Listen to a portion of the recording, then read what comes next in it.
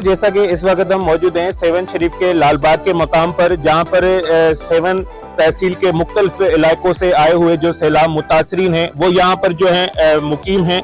उनके लिए आज जो है यहाँ पर सेवन शरीफ के सोशल वर्कर अकबर सेवानी की कोशिशों से, काविशों से, हिलाल अहमर पाकिस्तान की जानिब से यहाँ पर एक फिल्टर प्लांट का जो है इनकाद किया गया है। और उसके साथ साथ यहाँ पर जो मुतासरीन जिनके पास टेंट नहीं है उनके लिए यहाँ पर टेंट का भी इंतजाम किया गया है। इसी हवाले से यहाँ पर मौजूद इनकी मैनेजमेंट इंतजामिया से भी बातचीत करते हैं कि उनका क्या करना है। असां सेवन शरीफ जी लालबाग में वेठा आहियूं। हिते पानी जी सहूलियत कोन्हे। हिते टेंट सिटी आहे चौधारी, माना जेको आहे सो ॿाहिरियां माण्हू खैरपुर नाथन शाह आहे, शहदाद कोट आहे, मतिलबु अंदरूनी सिंध जा टोटल माण्हू हिते आया आहिनि। हुननि खे पीअण जे लाइ पाणी जो तकलीफ़ हुई।